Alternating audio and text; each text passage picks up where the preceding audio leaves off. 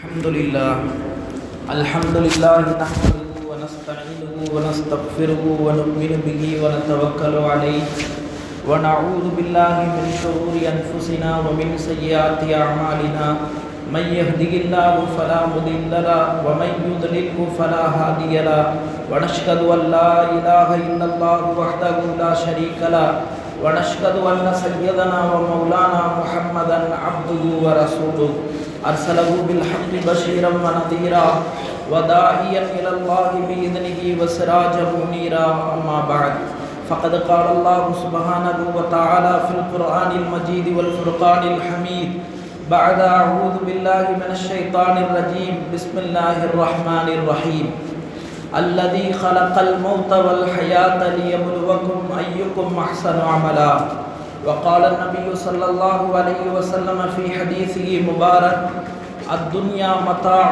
وخير متاعها المرأة الصالحة أو كما قال عليه الصلاة والسلام அளவற்ற அருளாளனும் நிகரற்ற அன்புடையோனுமாகி எல்லாம் வல்ல அல்லாஹுவின் திருப்பெயர் கூறி எனது வார்த்தைகளை ஆரம்பம் செய்கிறேன்.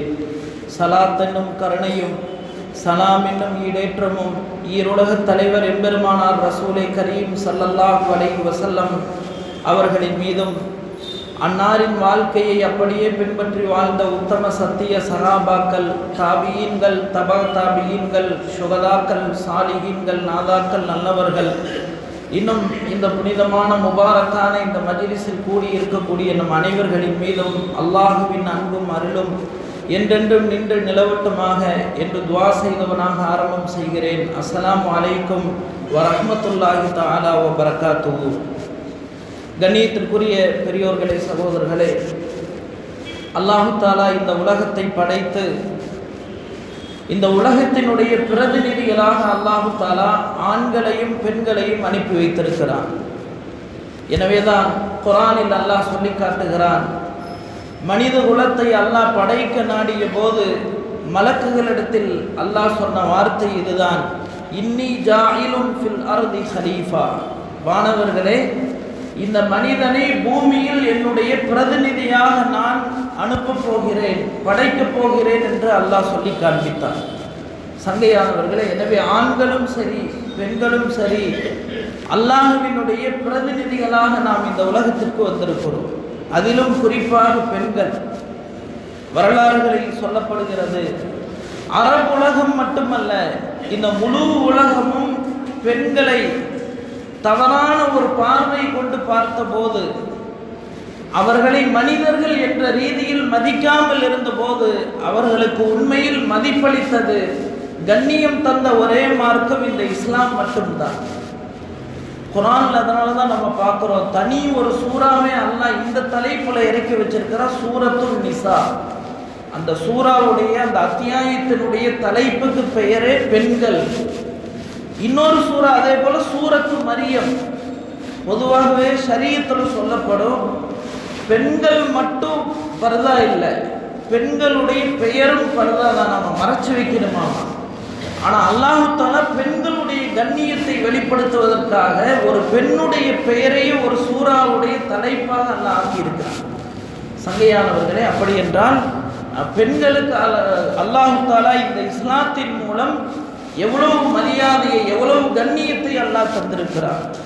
அதனால தான் ஹஜ்ரத் சய்யிதனா உமர் ரலியல்லாஹு அன்ஹு சொன்னாங்களாமா, நான் இஸ்லாத்துக்கு முன்பாக நான் செஞ்ச பாவங்களை எல்லாம் நினைச்சு 2 விஷயங்களுக்காக நான் அழுவேன், 2 விஷயங்களுக்கு சிரிப்பேன் அப்படின்னு சொன்னாங்களாமா. அதில் அவங்க 2 விஷயங்களுக்கு அழுவன்னு சொன்னாங்களே, அதில் ஒரு விஷயம் இருந்தாலாமா, எனக்கு ஒரு பெண் குழந்தை பிறந்தது. பொதுவாக அந்த நேரத்தில் ஐயாமுல் ஜாஹிலியா, இஸ்லாம் இந்த உலகத்தில் வருவதற்கு முன்பாக இருந்த அந்த காலம், ஒரு வீட்டில் பெண் குழந்தை பிறந்தாலே அதை துர்குறியாக நினைப்பாங்க. குர்ஆன்லேயே அல்லாஹ் தஆலா சொல்றார், வைதா புஷ்ஷிர அஹதுஹும் பில் உன்ஸா, உங்களில் ஒருவருக்கு பெண் குழந்தை பிறந்திருக்குது அப்படின்னு சொல்லி சுப செய்தி சொல்லப்பட்டால் அவர்களுடைய முகங்கள் எல்லாம் கருப்பாகிவிடும். அதை ரொம்ப கேவலமாக நினைச்சாங்களாம். இப்போ உமர் ரலியல்லாஹு அவங்களுக்கும் ஒரு பெண் குழந்தை. அந்த பெண் குழந்தைய அந்த தாய் அவங்களுடைய மனைவி ரொம்ப அன்போடு வளர்க்குறாங்க. ஆனால் இவங்களுக்கு என்னென்னா இப்படி பெண் குழந்தை ஆயிடுச்சு. இதை எப்படியாவது என்ன செய்யணும், இல்லாமல் ஆக்கணும். என்ன செய்கிறாங்க, ஒரு தடவை மனைவி இடத்துல சொல்லிட்டு நான் இந்த மாதிரி வெளியூருக்கு சொந்தக்காரங்க வீட்டுக்கு கூட்டிகிட்டு போகிறாங்க. பாலைவனத்துடைய பிரயாணம் செல்லும் வழியிலேயே ஒரு குழி ஒன்று தோன்றாங்க. குழியை தோண்டி அந்த பெண் குழந்தைய அந்த குழியில் இறக்குறாங்க. இறக்கிட்டு உயிரோட மண்ணை போடுறாங்க. இப்போ மண்ணை போடும்போது அப்போவே உமர் ரலியல்லாஹு அடர்ந்த தாடி வச்சுருப்பாங்களாம். மண்ணை எடுத்து போடுறாங்க. அவங்களுடைய அந்த அடர்ந்த தாடியில் அந்த மண் படுது. இப்போ அந்த குழந்தை சொல்லுதாமா, அத்தான் நீங்கள் மண் எடுத்து போடுறீங்க, ஆனால் உங்கள் தாடியிலையும் மண் படுதுன்னு சொல்லி அந்த குழந்தை சொல்லுது. ஹஜ்ரத் உமர் ரலியல்லாஹு அவங்களுக்கு இதுவும் என்ன செய்யல, ஒரு தந்தைக்கு முன்னாடி தான் பெற்ற குழந்தை இப்படி சொல்லிச்சுன்னா அந்த பாசம் எப்படி ஆகும். அப்பவும் என்ன செஞ்சாங்கன்னா மண்ணை போட்டு மூண்டாங்களாம். அதனால தான் குர்ஆன் அல்லாஹ் தஆலா தனி ஒரு ஆயத்தையே இப்படி இறக்குனா, வைதல் மௌஊதத்து சுஇலத், கண்டிப்பாக நாளை மறுமையில் நீங்கள் உயிரோடு புதைத்தீர்களே அந்த பெண் குழந்தைகளை பற்றி உங்களிடம் கேள்வி எனக்கு கேட்கப்படும். அப்போ உமர் ரலியல்லாஹு சொல்றாங்க, என்னுடைய வாழ்க்கையில் நான் 2 விஷயத்தை நினைச்சு அழுவேன். அதில் ஒரு விஷயம் இந்த விஷயம் தான். என் குழந்தை என்னுடைய தாடியில் பட்ட மண்ணு சொன்னப்ப கூட எனக்கு பாசம் வரல. அந்த நேரத்தில் இருந்து அந்த ஜஹாலத், அந்த மடமைத்தனம் நான் உயிரோடு புதைச்சிட்டேன். சங்கையானவர்களே, இப்படி இருந்த ஒரு காலத்தில் தான் அல்லாஹு தஆலா இஸ்லாத்தின் மூலம் பெண்களுக்கு மிகப்பெரிய கண்ணியத்தை மரியாதையை தந்தார். நபி ஸல்லல்லாஹு அலைஹி வஸல்லம் அவங்க சொன்னாங்க, ஒரு ஆணுடைய சொர்க்கம் எங்கிருக்கிறது, உங்களது தாயின் காலடியில் சொர்க்கம் இருக்கிறது. பெண்ணுக்கு எவ்வளவு மதிப்பு, இவ்வளவு மதிப்பு மிகு பெண்கள். அல்லாஹ் தஆலா சொல்ற, இன்னும் சில தன்மைகள் அவர்களிடத்தில் வந்துவிட்டால் உலகத்தில் இன்னும் அவர்களுக்கு கண்ணியமாகிவிடும். நபி ஸல்லல்லாஹு அலைஹி வஸல்லம் அவங்களுடைய வளமை ஒவ்வொரு நாளும் அவங்க பார்க்குற கனவு சஹாபாக்கள் இடத்துல சொல்லுவாங்களாமா. அதுபோல ஒரு நாள் சொல்கிறார்கள், சொர்க்கத்துடைய வாசலுக்கு நான் சென்றேன், அங்கு அதிகம் ஆண்கள் இருப்பதை கண்டேன். அதே மாதிரி சொன்னாங்க, நரகத்துடைய வாசலுக்கும் போனேன், ஆனால் அங்கே அதிகம் பெண்கள் இருப்பதை கண்டேன்னு சொன்னாங்களாம். அப்போ கேட்கப்பட்டது, யார் ரசூலல்லாஹ், பெண்கள் நரகத்துக்கு போகிறதுக்கு என்ன காரணம், என்ன தவறு அவங்கள நரகத்தில் கொண்டு போய் சேர்க்குது? நபி ஸல்லல்லாஹு அலைஹி வஸல்லம் அவங்க 2 காரணங்களை சொன்னாங்களாம். முதலாவது சொன்னாங்க, தக்ஃபுர்னல் லஅன, அவர்கள் அதிகம் சபிக்கக்கூடியவர்களாக இருக்கிறார்கள். இரண்டாவதாக சொன்னாங்க, தக்ஃபுர்னல் அஷீர, தங்களது கணவன்மார்களுக்கு அதிகம் மாறு செய்யக்கூடியவர்களாக இருக்கிறார்கள். பொதுவாக ஆண்களுக்கும் இந்த தன்மை இருக்குது, இல்லாமல் ஒன்றும் இல்லை. அதிகமான கோபம் வர்றப்ப நம்மளே திட்டுறோம், சபிக்கிறோம். இருந்தாலும் ஆண்களை விட பெண்களுக்கு இந்த குணம் ரொம்ப அதிகமாகவே இருக்குது. ஹதீஸில் நபி ஸல்லல்லாஹு அலைஹி வஸல்லம் சொன்னாங்க, ஒரு மனிதர் இன்னொரு மனிதரை சபிக்கிறார். இப்போ அந்த சாபம் வானத்தை நோக்கி போகிறது, வானத்துடைய கதவுகள் அடைக்கப்படும், அந்த சாபம் திரும்ப பூமியை நோக்கி வருவாங்க. இப்போ திரும்ப பூமியை நோக்கி வந்தால் பூமியினுடைய வாயுகளும் அடைக்கப்படுகிறது. இப்போ அவர் யாரை சபித்தாரோ அவரின் மீது செல்கிறது. இவர் உண்மையிலேயே சபிப்பதற்கு அவர் தகுதியானவராக இருந்தால் யாரின் மீது சாபம் இடப்பட்டதோ அவரின் மீது இறங்குகிறது. இல்லை அநியாயமாக சபிச்சிருந்தாங்கன்னா யார் சபித்தாரோ அந்த சாபம் அவரின் தலையிலே தான் விழுகிறது. அப்போ சபிக்கிறது எவ்வளோ மிகப்பெரிய பாவமாக இருக்குது. இன்னைக்கு சாதாரணமாக பெண்களுக்கு சாதாரணமாக தங்களுடைய குழந்தைகள் மேலே கூட என்ன யாரும் வெறுப்பில் பேசுறதில்லை. அது ஒரு சுபாவமாகவே ஆகிவிட்டது. நபி ஸல்லல்லாஹு அலைஹி வஸல்லம் சொன்னாங்க, அது மிக பெரும் பாவம். ஹதீஸில் இப்படியும் வருது, யார் அதிகம் சபிப்பவராக இருப்பாரோ நாளை மறுமை நாளையில் அல்லாஹ் தஆலா அவரை சாட்சியம் அளிப்பவராகவோ பரிந்துரை செய்பவராகவோ அல்லாஹ் ஆக்க மாட்டார். யார் உலகத்தில் அதிகமாக சபிப்பாங்களோ மறுமையில் அவங்களுடைய சாட்சியத்தை அல்லாஹ் ஏற்றுக்கிறது இல்லைங்களா? அப்போ நம்ம யோசனை பண்ணி இந்த சபிக்கிறதுங்கிறது எவ்வளோ பெரிய ஒரு பாவம். ஹதீஸில் வருது, ஹஸரத் அபூ ஹுரைரா ரலியல்லாஹு அன்ஹு அவங்க சொல்கிறாங்க, ஒரு நாள் நபி ஸல்லல்லாஹு அலைஹி வஸல்லம் அவங்களுக்கு முன்பாக மது அருந்திய ஒரு மனிதரை கொண்டு வரப்பட்டது. அன்னைக்கு வளமை என்னன்னு சொன்னால், என்ன பாவம் செஞ்சாலும் மக்களுக்கு முன்பாக வச்சு அதற்குண்டான தண்டனையை நிறைவேற்றுவாங்க. அந்த மாதிரி அந்த மனிதரையும் கொண்டு வரப்படுது. இப்போ நபியவங்க சொன்னாங்க, இவர் மது அருந்தி இருக்கிறார், அதுக்கு பரிகாரம் என்ன, இவருக்கு இத்தனை அடி அடிக்கணும், என்ன அடிங்க. இப்போ ஹஸரத் அபூ ஹுரைரா ரலியல்லாஹு அன்ஹு சொல்கிறாங்க, எங்களில் சிலர் கைகளால் அடித்தோம், சிலர் செருப்பால் அடித்தோம், இன்னும் சிலர் இப்படி சொன்னாங்களாமா, அல்லாஹ் தஆலா உன்னை கேவலப்படுத்துவானாக. நபி ஸல்லல்லாஹு அலைஹி வஸல்லம் அடிச்சப்போ பொறுத்துக்கிட்டாங்க.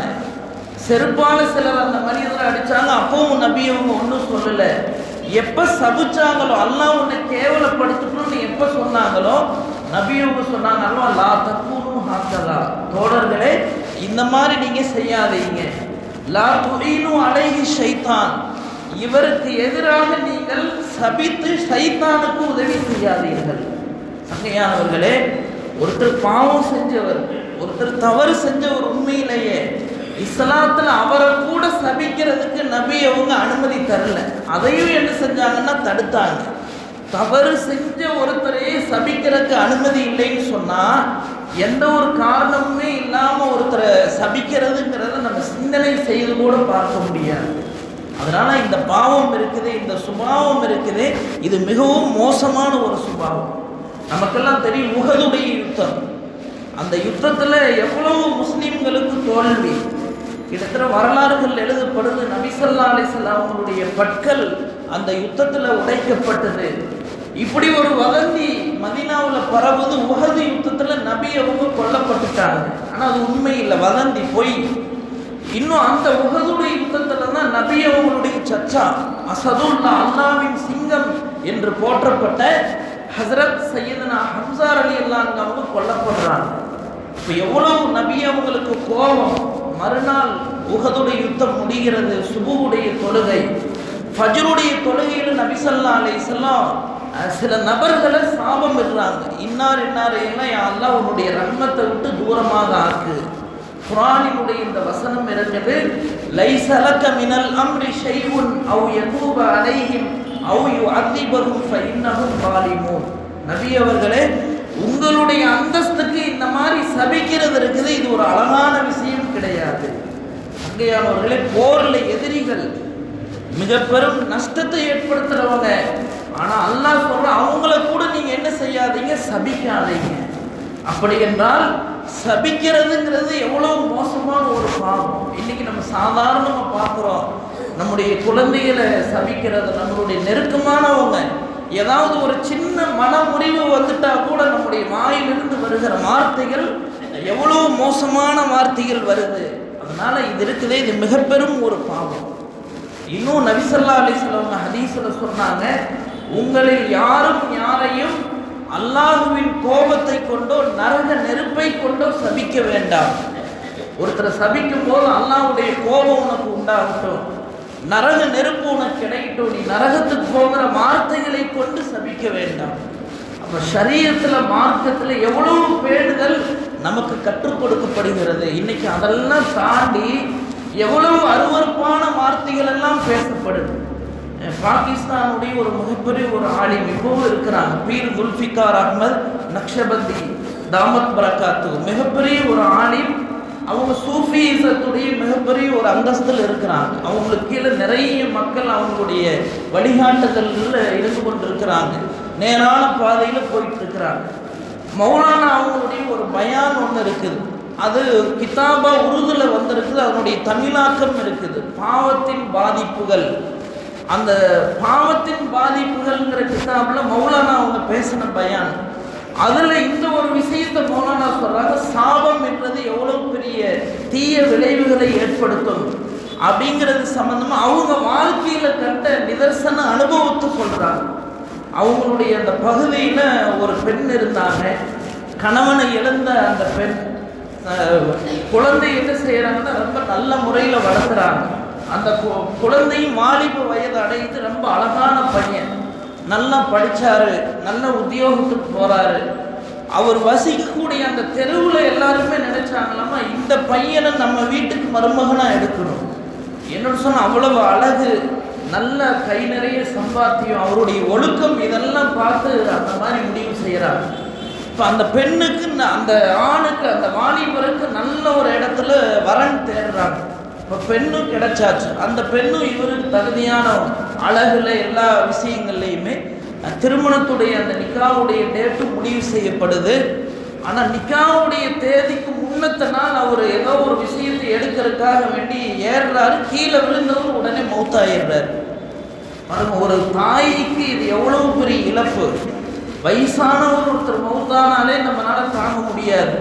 வாலிப பையன் எல்லா விஷயங்களை இப்போ தான் வேலைக்கு போகிறாரு, எல்லா விஷயங்களும் இப்போ தான் ஒரு ஸ்டேஜுக்கு வந்திருக்கிறாரு. இப்படி ஒரு பையன் இறந்தால் எவ்வளவு கவலையாகும். அந்த பகுதியில் ஒரு இறைநேசர் வாழ்ந்தார். அவருக்கு கனவுல காட்டப்பட்டது ஏன் இந்த பையன் இறந்தாரு. அந்த பெண்ணை அவரை சந்திச்சாங்க, இறைநேசரை சந்திச்சு விஷயத்தையெல்லாம் சொல்றாங்க. அப்போ அவர் சொன்னாராமா, அந்த பையன் சின்ன குழந்தையா இருக்கும்போது அந்த பையன் என்ன செய்வாருன்னா, கை குழந்தை ரொம்ப அழுதுகிட்டே இருக்குமாமா.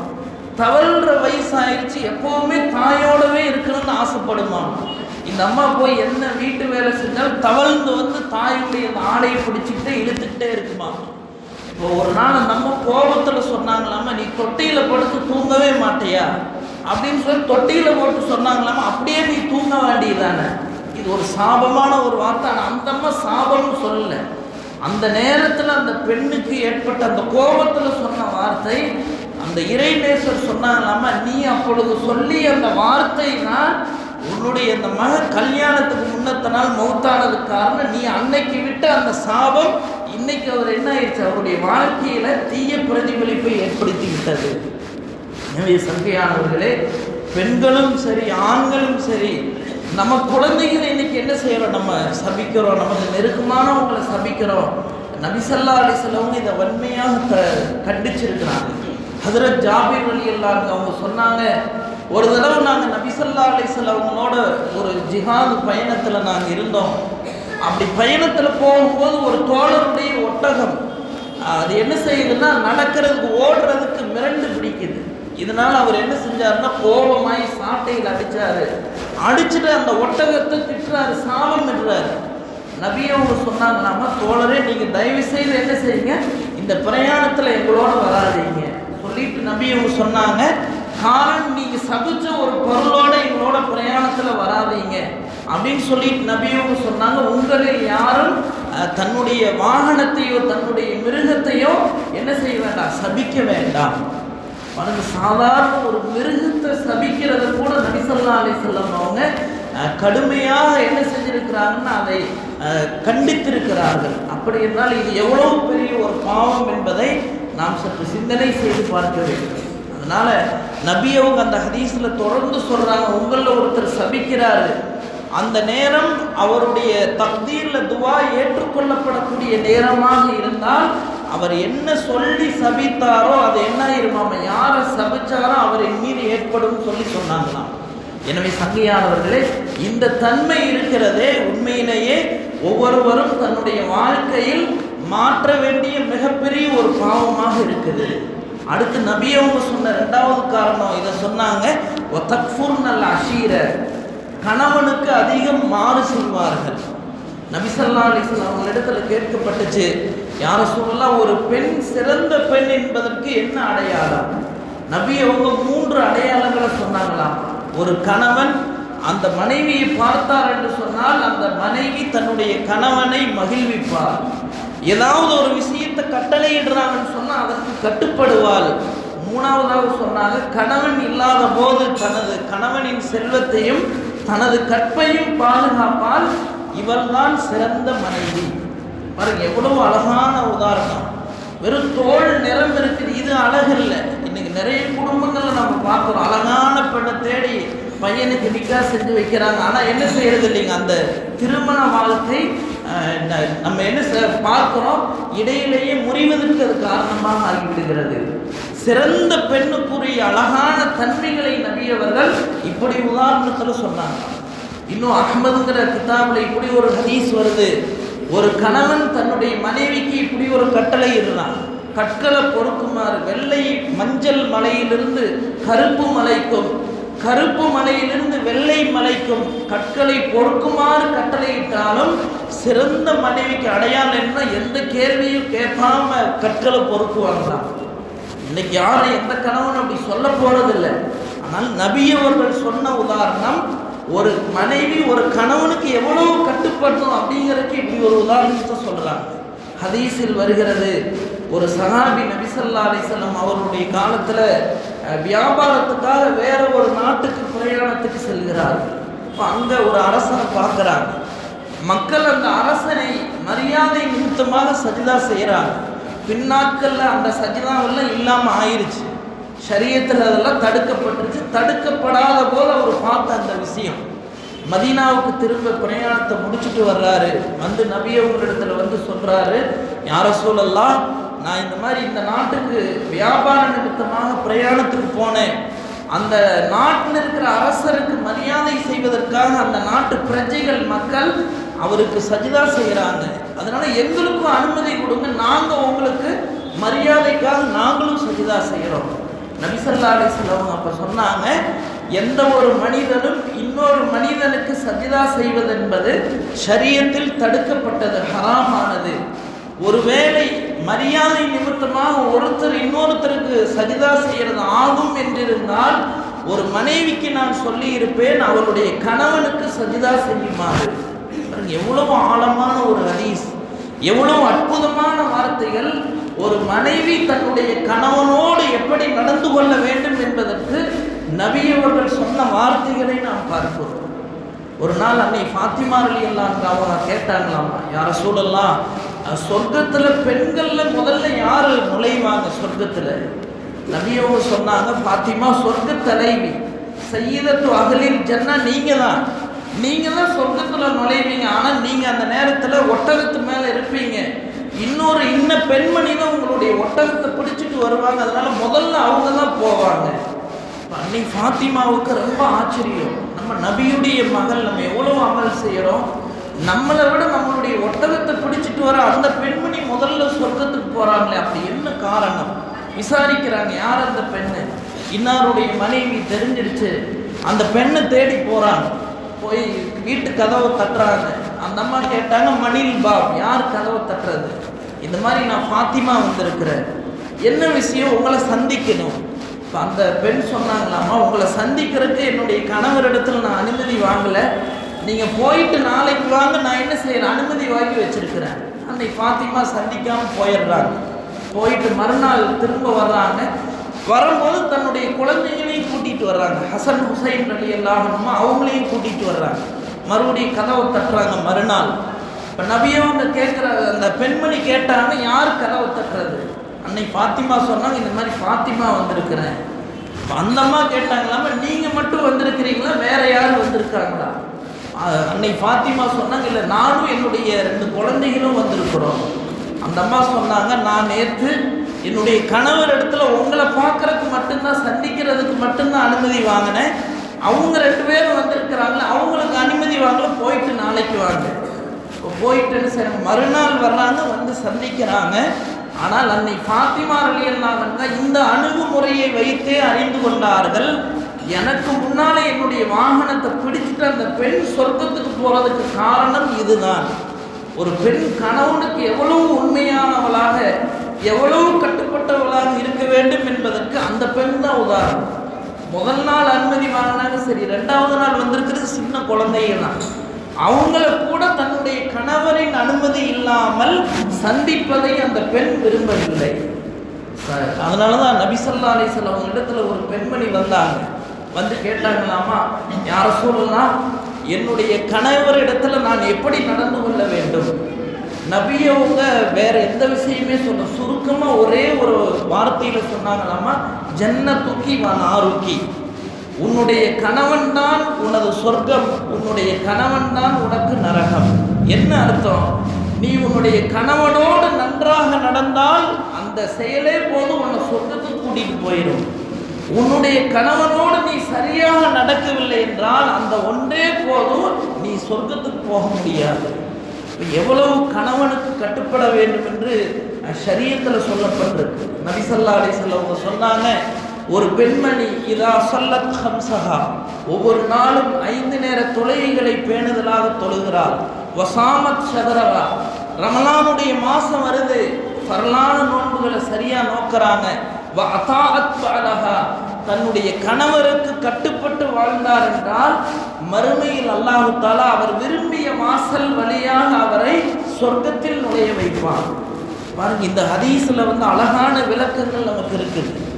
ஒரு பெண்மணி தொழுகிறாங்க, நோன்பு வைக்கிறாங்க, ஆனால் கணவனுக்கு கட்டுப்படலை அப்படின்னு சொன்னால் சொர்க்கத்தை அல்ல, சொர்க்கத்துடைய வாடையை கூட நுகர முடியாது. நபி ஸல்லல்லாஹு அலைஹி வஸல்லம் இந்த ஹதீஸில் இதையும் மறைமுகமாக சொல்லியிருக்கிறாங்க.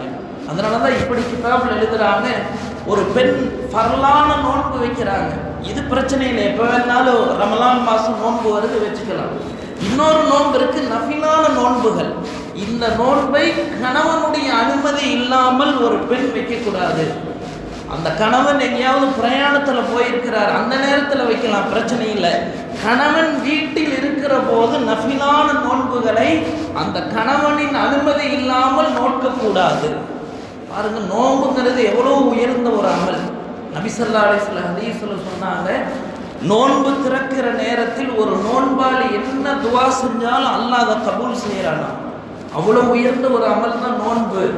ஆனால் அந்த நோன்பை கூட நஃபிலாக இருந்தால் கணவனுடைய அனுமதி இல்லாமல் வைக்கக்கூடாதுன்னு சொன்னால், நல் அமலுக்கே நபி அவர்கள் இவ்வளோ ஒரு பேணுதலை சொல்லி தந்தாங்கன்னா, உலகத்துடைய விஷயத்தில் ஒரு பெண், ஒரு மனைவி தன்னுடைய கணவனோடு எப்படி நடந்து கொள்ள வேண்டும். அதனால சொல்ற, கணவனின் அனுமதி இல்லாமல் வீட்டை விட்டு போகக்கூடாது. ரொம்ப பெரிய தவறு அது. ஒரு பெண் நன்றாக தொழுகிறாள், நோன்பு வைக்கிறாள், கணவனோடு சரியாக நடக்கவில்லை என்று சொன்னால் கண்டிப்பா அந்த பெண் எங்க போக முடியாதுன்னா சொர்க்கத்துக்கு போகவே முடியாது. நபி ஸல்லல்லாஹு அலைஹி வஸல்லம் அவர்களிடத்தில் கேட்கப்பட்டது, யா ரசூலல்லாஹ், ஒரு பெண் அதிகம் யாருக்கு கடமைப்பட்டவள்? நபியவங்க சொன்னாங்களாம தன்னுடைய கணவனுக்கு தான் அதிகம் கடமைப்பட்டவங்க. மீண்டும் கேட்கப்பட்டது, ஒரு பெண் அதிகம் யாருக்கு கண்ணியம் கொடுக்க வேண்டும்? நபியவங்க சொன்னாங்க, அந்த பெண்ணுடைய கணவனுக்கு தான் கண்ணியம் கொடுக்கணும். மூன்றாவதாக கேட்கப்பட்டது, ஒரு ஆண் இந்த உலகத்தில் யாருக்கு அதிகம் கடமைப்பட்டவன்? நபியவங்க மூணாவதாக சொன்னாங்க, ஒரு ஆண் தனது தாய்க்கு அதிகம் கடமைப்பட்டவன் சொன்னாங்களாம். ஒரு பெண்ணுக்கு சொர்க்கம்ங்கிறதே எதை கொண்டுன்னு சொன்னால் கணவனை பொறுத்து தான். வெறும் நல்ல அமல்களை மட்டும் செய்தால் அந்த பெண் சொர்க்கத்தில் நுழைந்து விட முடியாது. கணவனுடைய பொருத்தத்தை பெற்றவளாக இந்த உலகத்தை விட்டும் செல்ல வேண்டும். ஹதீஸ்ல நபி ஸல்லல்லாஹு அலைஹி வஸல்லம் சொன்னாங்க, எந்த பெண்மணி இந்த உலகத்திலிருந்து மரணிக்கிற போது கணவனினுடைய பொருத்தத்தை பெற்ற நிலையில் மரணிப்பாரோ அல்லாஹ் தஆலா அந்த பெண்ணை சொர்க்கத்தில் நுழைய வைப்பான். இப்போ சங்கையானவர்களே, கணவனுக்கு கட்டுப்பட்டு இருக்கிறது அப்படிங்கிறது எவ்வளவு உயர்ந்த ஒரு அமலாக இருந்து கொண்டிருக்கிறது. அதனால நம்ம பார்க்குறோம், அன்னை ஃபாத்திமா ரலியல்லாஹு அன்ஹா சொர்க்க தலைவின்னு சொல்றது வெறும் அமல்களால் இந்த அந்தஸ்து அவங்களுக்கு கிடைக்கல. நபி அவங்களுடைய மகள் என்பதால் மட்டும் அவர்களுக்கு இந்த அந்தஸ்து கிடைக்கவில்லை. அவங்களுடைய வரலாறுகளில் எழுதப்படுது, அன்னை ஃபாத்திமா ரலியல்லாஹு அன்ஹா அவங்களை நிக்கா செய்து நபி அவங்க அனுப்பும்போது சொன்னாங்களாமா, மகளே, உன்னுடைய கணவன் இருக்கிறாரு அலி, அவர் ஒரு ஏழை, அதனால் நினைச்ச நேரத்தில் நீ என்ன செய்யாத, உனக்கு விருப்பமானது எதையும் கேட்டு அவர் ஏழ்மையினால வாங்கி கொடுக்காதனால அவர் வருத்தப்படுற நிலைமைக்கு அவர் ஆக்கிறாத. வரலாறுல எழுதப்படும், அன்னை ஃபாத்திமா ரலியல்லாஹு கடைசி நேரம் வரை தனது அன்பு கணவரிடம் எந்த விஷயத்தையும் ஆசைப்பட்டு கேட்டதே கிடையாதாம். சக்கராத்தில் இருக்கிறாங்க, அலி ரலியல்லாஹு வந்து அன்னை ஃபாத்திமாட்ட பேசுகிறாங்க, சொன்னாங்களாமா, ஃபாத்திமா, நம்ம ரெண்டு பேரும் கணவன் மனைவியாகி வாழ்ந்த காலத்தில் ஒரு நாள் கூட நீ இடத்துல எனக்கு இது வேணும் வாங்கி கொடுக்குன்னு கேட்டதே இல்லை. இப்போ சக்கராத்தில் இருக்கிறீங்க, என்ன வேணும் சொல்லுங்க, நான் வாங்கி தர்றேன். அப்போ தான் அன்னை ஃபாத்திமா வாங்கி தரேன்னு இதை கேட்டாங்களாமா, எனக்கு மாதுளம்பழம் வேணும் வாங்கித்தாங்க. சங்கையான யோசித்து பாருங்க, அந்த பெண் எவ்வளவு சிறந்தவள். அப்புறம் அவங்க சொர்க்க தலைவியாக என்ன செய்வாங்க? இன்னைக்கு எவ்வளவு ஒரு கணவன் சிரமப்பட்டு எல்லாத்தையும் கொண்டு வந்து கொடுத்தாலும் பெண்களுக்கு என்ன ஆகிறதுல மன நிறைவு வர்றதே இல்லை. வெளியே தான் பார்க்குறாங்க, தான் நாலு சுவருக்குள்ளே தான் வீட்டுக்குள்ளே பார்க்கறது இல்லை. அந்த வீட்டை பாருங்க, எதிர்த்த வீட்டை பாருங்க, பின்னால வீட்டை பாருங்க, அவர் எப்படி இருக்கிறார், இவர் எப்படி இருக்கிறார். இந்த தன்மை இருக்கிறது, இது ஒரு பெண்ணை சொர்க்கத்திற்கு அழைத்து செல்லாது, மாறாக வேறு இடத்துக்கு தான் அழைத்து செல்லும். அன்னை ஆயிஷா ரலியல்லாஹு அன்ஹா ஒரு நாள் பெண்கள் கூடி இருக்கிற ஒரு இடத்துக்கு போனாங்களாமா. அப்போ பெண்கள் இடத்துல கேட்டாங்களாமா, பெண்களில் சிறந்தவர், தனது கணவனோடு நல்ல முறையில் நடப்பவர் யார் தெரியுமா அப்படின்னு கேள்வி கேட்டாங்க. இப்போ எல்லா பெண்கள்லாம் யாரும் பதில் சொல்லல. அன்னையவர்களே நீங்களே சொல்லுங்க. அன்னை ஆயிஷா ரலியல்லாஹு அன்ஹா சொன்னாங்களாமா, எந்த பெண் தன்னுடைய கணவனினுடைய செல்வத்தில் அதிகமான செலவினத்தை செய்ய மாட்டாரோ, எளிமையாக சுருக்கமாக எவள் செலவு செய்வாளோ அவள்தான் சிறந்த பெண்மணி. இன்னைக்கு எளிமை சிறுமைங்கிறதுக்கெல்லாம் வேலையே இல்லைங்க. என்ன வேணுமோ எல்லாம் வாங்கி கொடுத்தாச்சு, அப்பவும் குறைதாங்க. அது இல்லை இது இல்லை. எனவே சங்கையானவர்களே, இது குறைக்காக சொல்லப்படுவதில்லை. இதெல்லாம் நம்ம சரி செய்ய வேண்டிய ஒரு விஷயம், சரி செய்ய வேண்டிய ஒரு விஷயம். வரலாறுகளில் இது சம்பந்தமாக நிறைய விஷயங்கள் சொல்லப்பட்டிருக்கிறது. எனவே இந்த ரெண்டு தன்மை இன்னைக்கு பயானுக்கு நம்ம வந்தோம், இந்த ரெண்டு தன்மையை நம்ம வாழ்க்கையில் எடுத்தோம், இது அமல் செஞ்சோம்னா போதும், அல்லாஹ் தஆலா நமக்கு உயர்ந்த அந்தஸ்து தருவான். முதல் விஷயம் என்ன? யாரையும் எதற்காகவும் சபிக்க கூடாது. நபி ஸல்லல்லாஹு அலைஹி வஸல்லம் ஹதீஸ்லயே இப்படி சொன்னாங்க, சிபாபுல் முஸ்லிம் ஃபுசூகுன். ஒரு முஸ்லீம் இன்னொரு முஸ்லீமை திட்டுறதுங்கிறதே பெரும் பாவம். அப்படி இருக்கும்போது சபிக்கிறதுங்கிறது அதை பற்றி என்ன சொல்றது? நபியவங்களுக்கே அல்லாஹ் அப்படிப்பட்ட ஒரு அனுமதியை தரல. அதனால இந்த தன்மையை நாம் மாற்றிக்கொள்ள. ரெண்டாவது, கணவன்மார்களுக்கு கட்டுப்பட்டு நடக்க வேண்டும். இது ஒரு முக்கியமான தன்மை. இதே மாதிரி ஆண்களுக்கு நபியவங்க சொன்னாங்க, பெண்கள் இதெல்லாம் செய்யணும். ஆண் ஒரு மனைவி இடத்துல எப்படி நடக்கணும் அதையும் சொல்லிடணுமல்ல. சுருக்கம் வெறும் 3 விஷயம்தான். நபி அவங்க இடத்துல கேட்கப்பட்டுச்சு, யார சூழல்லாம் ஒரு ஆண் தன்னுடைய மனைவி இடத்துல எப்படி நடந்து கொள்ளணும்? நபி அவங்க சொன்னாங்க, நீ எதை உண்ணுகிறாயோ அதையே அவளுக்கும் உண்ண கொடுக்க வேண்டும். நீ எதை உடுத்துகிறாயோ அதையே அவளுக்கும் தர வேண்டும். நீ எந்த வீட்டில் தங்கி இருக்கிறோ அதையே அவளுக்கும் தரணும். தனக்கு எடுக்கிற ட்ரெஸ் எல்லாம் மீட்டர் 500 ரூபா, மனைவிக்கு எடுக்கிற சேலை விலை 200 ரூபா. இது நீதமே கிடையாது, இது மிக பெரும் அநீதம். நான் என்ன செய்யணும்? எல்லாமே சரியா செஞ்சுட்டு அப்புறம் எதிர்பார்க்கணும் நீ நபியவங்க சொன்ன மாதிரி நட. நான் சரியாம செய்யாம நபியவங்க இப்படி சொல்லியிருக்கிறாங்க இப்படி சொல்லியிருக்காங்கன்னு சொன்னா அதுவும் தவறுதான். தராசுன்னா 2 பக்கம் இருக்கணும். வெறும் ஒரு பக்கம் மட்டும் பார்க்கறதுக்கு பேரு தராசு கிடையாது.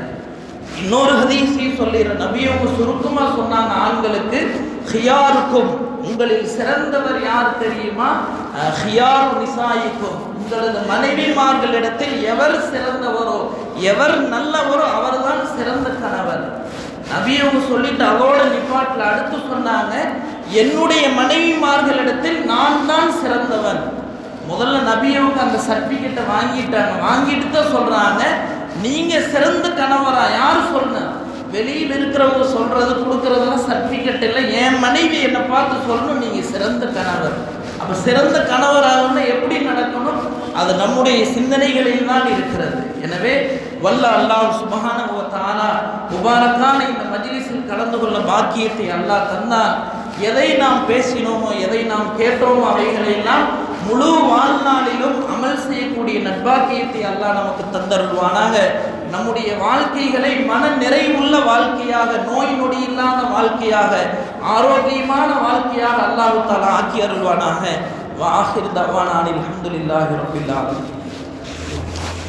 அல்ஹம்துலில்லாஹி ரப்பில் ஆலமீன். அல்லாஹும்ம ஸல்லி அலா சய்யிதினா வ மௌலானா முஹம்மதின் وعلى آل سيدنا ومولانا محمد وبارك وسلم عليه. اللهم ربنا ظلمنا أنفسنا وإن لم تغفر لنا وترحمنا لنكونن من الخاسرين. யா அல்லாஹ், நாங்கள் செய்த பாவங்களை மன்னிப்பாயாக, எங்கள் பெற்றோர்கள் செய்த பாவங்களை மன்னிப்பாயாக, முழு உலக முஸ்லிம்கள் செய்த பாவங்களை மன்னிப்பாயாக, எங்கள் அனைவருக்கும் ஹிதாயத்தை தருவாயாக, ஈமானோடு வாழ்ந்து ஈமானோடு மரணிக்க தௌஃபீக் செய்வாயாக. யா அல்லாஹ், நல்ல அமல்களுடைய பாக்கியத்தை தருவாயாக. என்னென்ன விஷயங்களை எல்லாம் பேசினோமோ கேட்டோமோ அதன்படி அமல் செய்யக்கூடிய தௌஃபீக் எங்களுக்கு தருவாயாக. தொழுகையிலே பேணுதலை தருவாயாக, குர்ஆன் திலாவத்துடைய பேணுதலை தருவாயாக, திக்ருடைய பேணுதலை தருவாயாக, நல்ல தன்மைகளை எங்களுக்குள் தருவாயாக. யா அல்லாஹ் ரஹ்மானே, தீய குணங்களை விட்டு எங்களை பாதுகாப்பாயாக. எங்களில் யார் யாரெல்லாம் நோயால் சிரமப்படுகிறார்களோ நோயிலிருந்து ஷிஃபாவை தருவாயாக. கடன் சுமையால் கஷ்டப்படுபவர்களுக்கு அதிலிருந்து வெளியாகக்கூடிய வழியை ஏற்படுத்துவாயாக. யா அல்லாஹ், எங்களுடைய வியாபாரம், விவசாயம், தொழில்துறை, உத்தியோகம், கல்வி அனைத்திலும் பரக்கத்தை தருவாயாக. நோயற்ற வாழ்வையும் குறைவற்ற செல்வத்தையும் தந்தருள்வாயாக. நிம்மதியான வாழ்க்கையை தந்தருள்வாயாக. யா அல்லாஹ், இந்த உலகத்திலிருந்து செல்லக்கூடிய சமயத்தில் உன்னுடைய பொருத்தத்தை பெற்றவர்களாக செல்லக்கூடிய தௌஃபீக்கை எங்களுக்கு தருவாயாக. மறுமையுடைய எல்லா மன்சில்களையும் எங்களுக்கு லேசாக ஆக்குவாயாக. கபருடைய அதாபை விட்டும் நரகத்தின் வேதனையை விட்டும் எங்களை பாதுகாப்பாயாக. உயர்ந்த சொர்க்கமான ஜன்னத்துல் ஃபிர்தௌஸில் நுழையக்கூடிய பாக்கியத்தை எங்களுக்கு தருவாயாக. யா அல்லாஹ், எங்களில் உள்ள ஒவ்வொருவருக்கும் ஒவ்வொரு ஹாஜத்துகள் இருக்கிறது. யா அல்லாஹ், அவைகள் அவைகள் அனைத்தையும் நீ அறிந்தவனாக இருக்கிறாய் ரஹ்மானே. எங்களுடைய எல்லா விதமான ஹலாலான ஹாஜாத்துகளையும் பூர்த்தி செய்து வைப்பாயாக. எங்களுடைய துஆக்களை கபூல் செய்வாயாக. அல்லாஹும்ம ரப்பனா ஆத்தினா ஃபித் துன்யா ஹஸனா வ ஃபில் ஆஹிரத்தி ஹஸனத்தம் வ கினா அஸாபன்னார். ஸல்லி அலன் நபி சய்யிதினா முஹம்மதின் வ அலா ஆலிஹி வ ஸஹ்பிஹி அஜ்மஈன் வல்ஹம்துலில்லாஹி ரப்பில் ஆலமீன். சுப்ஹானல்லாஹ்.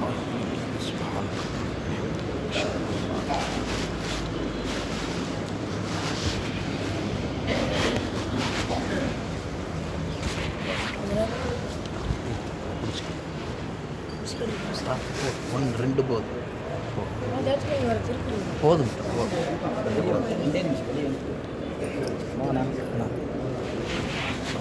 நல்லா இருக்கு நல்லா இருக்கு வாசி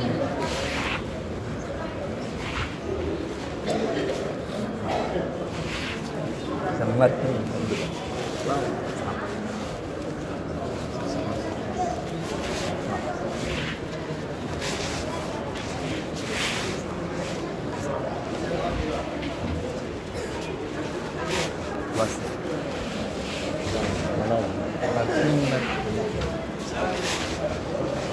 நல்லா இருக்குல்ல? அல்ஹம்துலில்லாஹ். இந்த பயானை கேட்கக்கூடிய பாக்கியத்தில் யதார்த்தமாக 2 நாள் லீவில் வந்தேன். சரி சரி சரி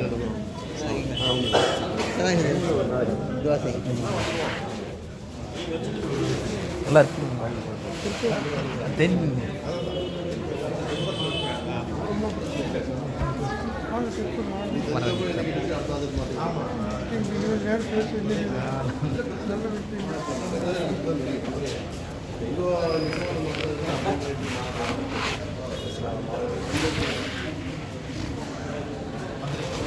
Assalamualaikum.